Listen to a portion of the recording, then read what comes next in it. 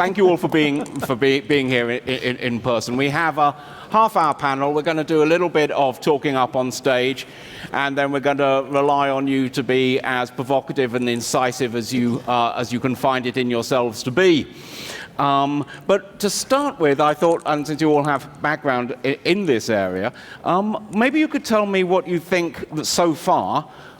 Each of you maybe offer us a success story so we can get off to a nice cheerful start. Maybe I could start with Tomáš. What successes have you seen in the blue investment area? So I'll talk about our successes, if that's okay. I'm not going to talk about other people's successes. Okay. So what we had really done is we, as IFC, International, for those who don't know, International Finance Corporation, the private sector arm of the World Bank Group. So we focus on investment in emerging markets and development economies. So listen, so for us in the blue finance space, I think the successes was really the contributions to developing the guidelines together with ICMA, International Capital Markets Association, and many other partners, some of them in the room, one. And then two other big success, I think, is really beginning to contribute to specific project financing of blue projects in emerging markets on a bilateral basis with banks, with corporates, with many companies, and developing some more broader strategies that hopefully we can get into talking about today. Marissa. So in my case, it's using financial tools to break down stuck areas of allowing private capital to flow toward the ocean space. So we've had great success in areas like debt for nature swaps that are beginning to scale. So you're starting to see capital move at pace. And then at the other end of the spectrum, I'm actually pleased to see that, and many of them are in the room, that we're starting to see funds being raised in institutional size to invest at the other end of the spectrum in the venture area, because previously it was a very small, very, I would say, idiosyncratic in terms of the way some of these businesses got funded. So both ends of the spectrum are starting to kick in, and that's hopeful. So from Deutsche Bank perspective, we have joined ORA, Ocean Risk Within Action Alliance, 3 years ago, which was really one of the major steps for us to understand why the ocean is such an important part of our life. We haven't really, as the bank, thought about this in particular before. So this was really one of the major steps we have taken. And then last year, we have reconfirmed our commitment to the ocean with supporting #BackBlue, the initiative from ORA backed on the blue economy principles. And then at the same time, we are now discussing in our entire franchise what we have to do in order to manage capital flows going in the right direction. But we come also now to a point, and maybe we will talk later about it, why it is not so easy to do this in a kind of separate compartment. And this is my point of view, and I don't want to steal the thunder, but I don't believe that we can really separate the ocean from everything else. We need to think about the ocean as a kind of sector which entails many, many other sectors. So in order to get the finance in the right direction flowing, we have to start with the incumbents, with the systems which are in place in order to get the change happening. And this is something where I have to say we need to see more. So the industry has embraced the importance of the ocean, but now it is important for us to understand how we can induce a change. Just doing something here on startup, just doing something here on some nice projects on the ground is great for awareness, but won't turn the dial in the time we have left in order to get the change happening. So what sort of transformation do you hope to see in incumbents? So, which incumbents are we talking about? Yeah, so we know the 8 biggest industries which are having the highest impact on the ocean, from gas and oil, shipping, seafood, tourism, construction, but also energy, in general also renewable energy. These are the things we need to talk about. So the 10 biggest companies in these sectors amounting 40% of the revenues. So I think there is something what we can change. And if we look at where the biggest exploration have been taking place during the last decades on hydrocarbon, this was offshore. This was in the sea. Where is entire food or part of the big food supply coming from? From the sea or from aquaculture. I think we need also to start not thinking about too much about the future and dreaming about new business ideas, which is great for innovation, but we have to change how our current economic system is working. Is that your view as well, Marissa? Or? To a degree. I mean, I certainly think we need the large cap companies who are ocean stewards if they behave properly and well and are aware of what they're doing and what they're not doing. But I also think we need the financial system to be able to identify where the investment opportunities are that are outside of the big caps. You really do need it both. So, for instance, maybe I can give you an example. So, how are we doing it with the big cap companies? We are very pleased to have signed on as an early adopter of TNFD, the Task Force for Nature Finance Disclosure. Why is that important? Why does that matter? We're going to begin to disclose in a very short order metrics that are associated with nature activity, just like we do with carbon emissions today, which has now become mandatory for banks like ours. If we put nature into the equation, what you're doing is you're forcing the awareness, but also then the behavior change. So then that's going to get the whole system going that we were talking about with data. We're going to need the data that the companies can report on. We're going to need to understand the materiality by industry. What are the 1 or 2 things that every industry can do to be better ocean stewards? Let's track that. Let's get the data. Let's disclose the data so it's very transparent, so then we can start working the system toward better outcomes. And then way we can participate as a bank by signing on to this. What I'm doing now with my loan capital is I can nudge that behavior change. I am biased to lending to those big cap companies if they are on the path to doing something better for the ocean and for nature in general. And that's a very powerful incentive tool that we can do at that sort of more systemic level. And here I completely agree. And this is the reason why we have introduced at Deutsche Bank in October a nature panel consistent out of world-leading figures like Anthony Waldron on 30 by 30, WWF, TNC, etc., to get us really in the position as a bank not just to capture the climate risk in our balance sheet, but also the nature-related risk. And the next step is then focusing on the opportunities, baking nature into our decision-making process. And we have to be honest to ourselves. Bankers are no scientists. Bankers do not really know everything about nature. We need the collaboration here that scientists are telling us what we have to do. At the same time, we also have to help scientists to understand how a bank is working. Because a bank, when it's not having an asset manager, has no own capital. It is really the intermediary in the market to manage risk and to transform these risks. And this is also something where I think it's an excellent example that 3 representatives of the finance industry are here, because just together we will get it done. If it's separate, I don't think so. And can I just, without taking away the thunder, because there's so much here to talk about, I know. But we're all collaborating. The 3 of us are active collaboration partners. But to your point about whether it's only about the big caps or innovation, one of the areas where we've had great success and where I'm absolutely convinced that we've got to create the space, because banks aren't natural places for innovation. And we'll be honest with ourselves, maybe a little bit of financial tooling here and there, but big eye innovation. So, my organization, I've deliberately created what we're calling innovation hubs, which are spaces where I can have experts in nature or experts in carbon or experts in adaptation finance spend time and really use their intellectual capital and crowd in scientists and academics and others to iterate and ideate on how do we find those areas where the capital's not flowing, and then try to work together to try to get to those unlocks. And that's when we've had some of these breakthrough successes. So that's why that's got to go hand in hand. That's why I say it's not all one or the other, it's both.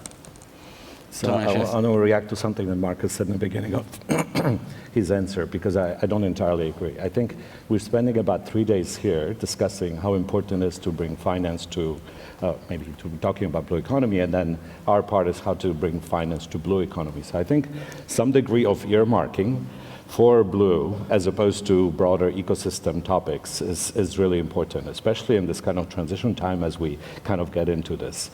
And we see that the Sustainable Development Goal related to oceans is one of the most chronically underfunded pieces. If we lump everything with climate, with green, with sustainable, with gender, social, and everything else, I think there is a risk that we're not going to spend enough attention and focus, including on the science parts of it, and understanding on blue and blue finance. So I think at least the early part of this focus on proper taxonomy, proper avoidance of blue washing and everything else that comes with it, it's really important, and does require the bankers also to understand a bit of science around it, like you, Marissa, were talking about. So I think for us, the challenge is how to actually organize the collective approaches to financing these types of things at a time when everybody wants to finance green climate, and bigger topics, which are maybe a little bit easier than oceans, and work together to achieve that.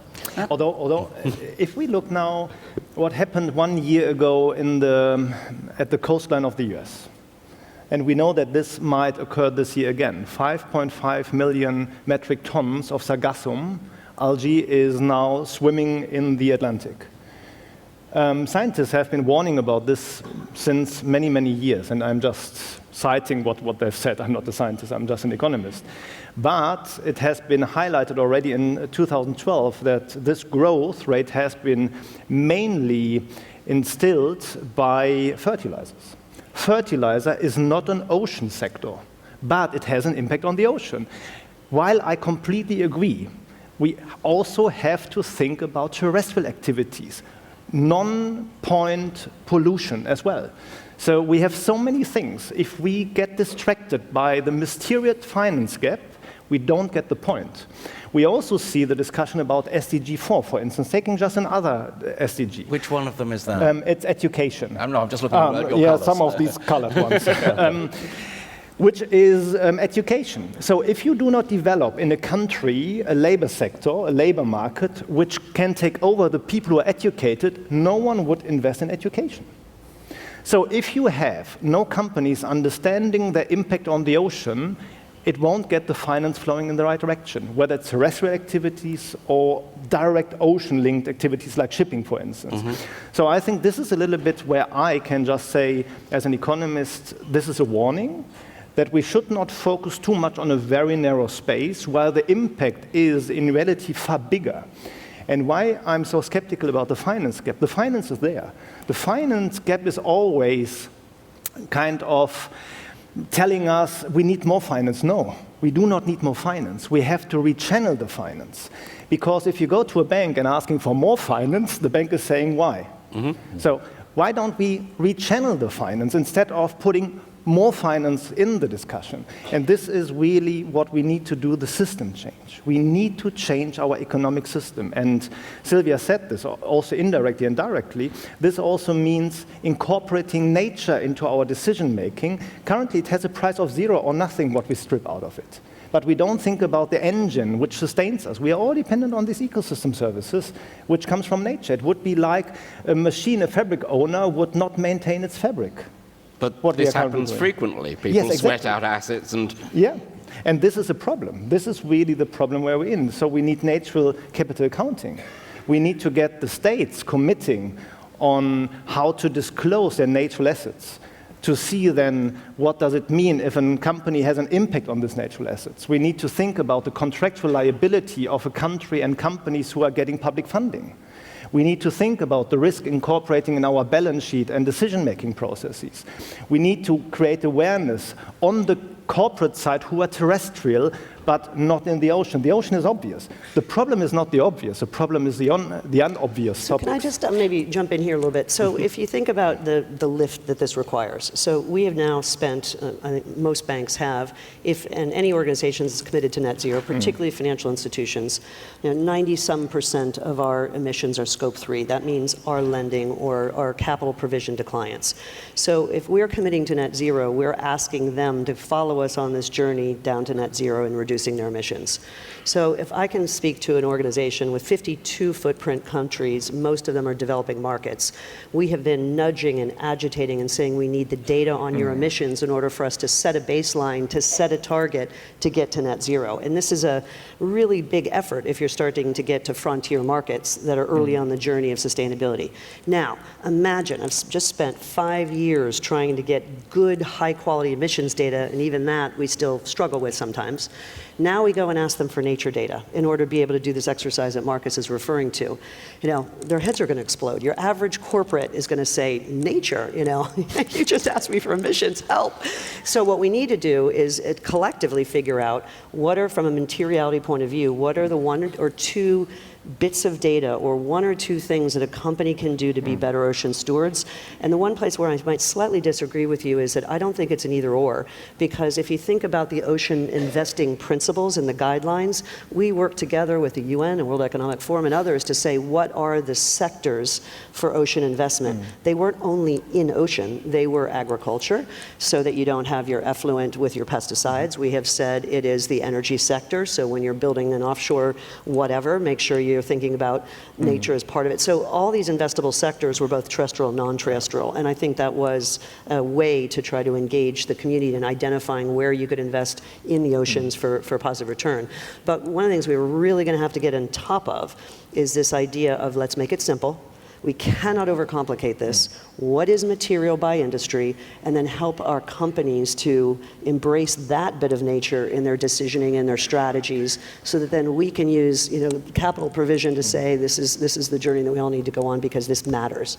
This was the reason why the IG targets failed, right? They have been too complicated, while at the same time too shallow, too many. No one knew how to implement them. So I completely agree with this, yes. I find it slightly difficult, actually. If you say keep it simple, one of the things, as Sylvia will have reminded you, nature isn't simple. Things are incredibly complicated. How can you have a couple of principles of marine stewardship that apply to all these issues? Well, for instance, and I say, all of this is an ecosystem for sure, and we have to worry about unintended consequences, and that's where we need science and we need, good value chain thinking. But at the same time, if you go to a corporate and say, I want you to think about nature in everything you do, that's too obtuse. If you said, okay, you are a chemical company, the single best thing you can do is stop your effluent out of your plant going into the riverways. That, of all the things you can do, that's the biggie.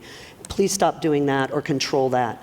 That is an actionable item that will make a material difference in the ocean. Is it going to solve everything? No, but it's going to help us move along the way to better ocean stewardship, and whatever the issue is by industry. Maybe not saying simple, right?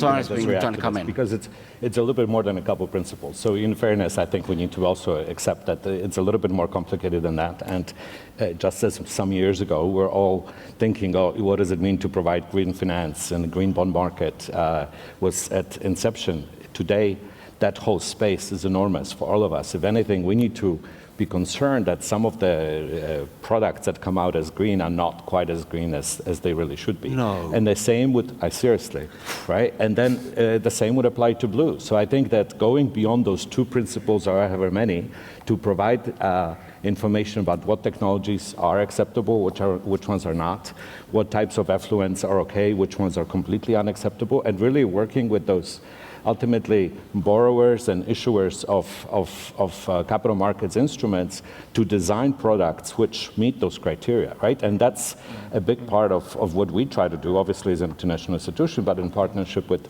private sector, with asset managers, with banks, with equity funds, and so on. That's where principles come into play, right? Where you can say, I was oversimplifying it obviously, but I'm just saying if we create a global or a common standard, an adopted standard that is agreed by science, agreed by academia, agreed by finance to help say this is what is good, this is what good looks like, that is a good start. And that's what we did when we first came out with the blue principles, right? What is a good blue bond look like? And ultimately that gets fairly granular. So what we did, we went around the emerging markets, we looked at the number of regions and identified about $90 billion worth of blue finance projects amongst the different kinds of companies. Now, we as IFC, we're very proud that over the past 3 years, we financed $1.5 billion worth of blue finance. Compared to that aggregate number, it's a little drop in the ocean, right? Mm-hmm. So in that sense, there's plenty to do for private commercial banks, it's plenty to do for asset managers, and there's a world of opportunity there. But we also need knowledge, right? So in the asset manager side, as well as on our bank side, we need the knowledge that the people really embrace this and understand the importance. And maybe simple is a wrong word, because life in general is not simple, economics in general is not simple, but if we spend 8 years at a university to understand PE ratio, Case-Shiller, et cetera, CAP-M, then there should be not a problem in understanding the importance of nature for economics, right? So everything what we consume comes from nature. And last but not least, what we are currently seeing in the last 1.5 years especially is hesitance. Hesitance from people, from governments, from companies to label something as green, blue, etc. because of the fact that the transition is always imperfect. And this always gives room for scrutiny. And this has really tremendously slowed down and also has led to green hushing. And here we need an answer to as a global community. I've spoken to countries who have said, we are thinking about launching a blue bond when we do not know whether it will be tomorrow still a blue bond. So this is something which is really critical. And then when we talk about countries, we also need to have them fit for purpose. In some countries, they do not have enough people in their governments to spend time on providing us the KPIs we are needing as a bank. Maybe they do not speak English. I'm, as a German, I can talk long about speaking English or not. And so on. So these things we really need to work on in making finance fit for purpose, or the countries fit for purpose for the respective finance as well. Making the countries fit for purpose. I'm going to take two questions from the audience. That hand went up extremely quickly. So I'm going to go for that one first because I'm nothing if not reflexive.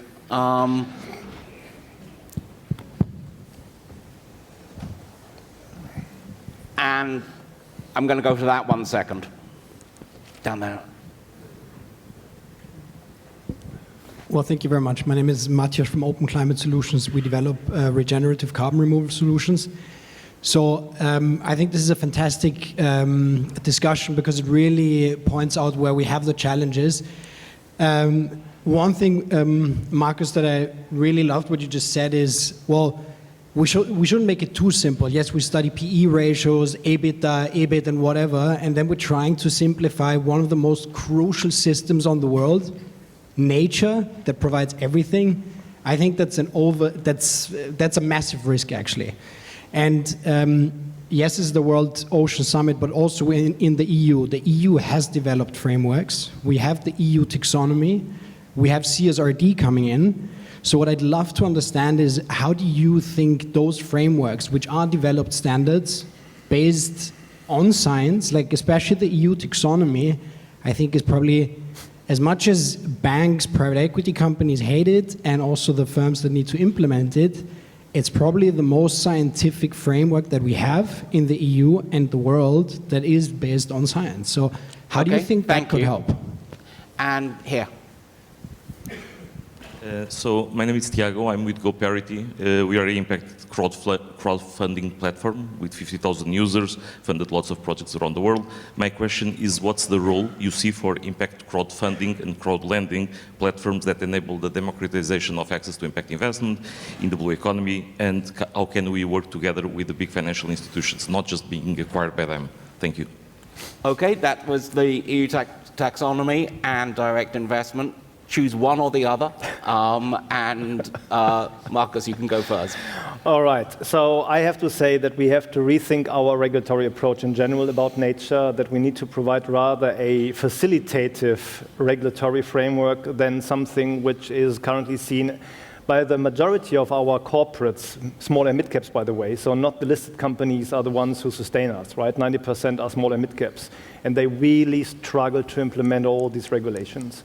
And this is something where we have to be very careful about in this transition to also enable the backbone of our economies to understand their materiality and to disclose. So I would rather say we need an overhaul, although I agree conceptual-wise with the EU regulation. So from a thought perspective, the right things, but from an implementation perspective and from incentive perspective, too complex currently for the majority of the economy to facilitate this. Marissa. And that was my point on trying to keep it more simple, because it is impossible. I deal with these companies every day in my markets, and they cannot embrace the proliferation of taxonomies, which are also not harmonious. So the EU has taken leadership, but there are also taxonomies proliferating across the emerging markets, country by country. There are different labeling standards. There are different views on science, and on it goes. And this is really crippling the ability for a lot of these companies to embrace in a considered way, and that's why I'm trying to keep it simple. But on your impact question, absolutely a role to play, and it isn't just that we're going to acquire the impact companies. I think really you play a role. Most large financial institutions don't have the capacity to fund those early stage, small, high impact companies. If you find your your investor base that's going to back you, and you can support those companies. What can we do? One of the things we actively do is try to give visibility to the high-impact companies, even if they're too early for us to bank, because our machines need to think about companies at a later stage. We can give them visibility. We can give them connections. We have great reach into the investment community. We can also showcase the impact that they're making, and then as they get into a mature stage where we can bank them, we're very keen to bank them to support at that next stage of the company's journey. That's just one way that we're engaging in the impact space. Only I'll react to the taxonomy part. I think it's really important. There are many. I think they cannot be too complicated. I fully agree with this. But to the extent, and again, speaking from the emerging markets perspective that I need to represent here, it's really important to have something that does not go as far as EU in many respects. And it's really important to acknowledge that some of those taxonomies and guidelines could be also dynamic, right? You start with certain types of things when certain things are, more difficult to measure. You don't measure them. You measure them over time, and then you become a lot more robust and compelling and transparent. And I think ultimately we're going to be after that kind of level of granularity and detail in order to be able to argue that something meets a certain standard or not. Okay, thank you all very much. I would love to actually pursue further the question, well, actually almost all of it, frankly, but the question of whether blue is special that Tomáš brought up earlier, and maybe that's something that we can keep going in various different sessions over the discussions. But at the moment, Tomáš, Marisha, Marcus, thank you very much indeed. It's a fascinating panel. Thank you. Thank you.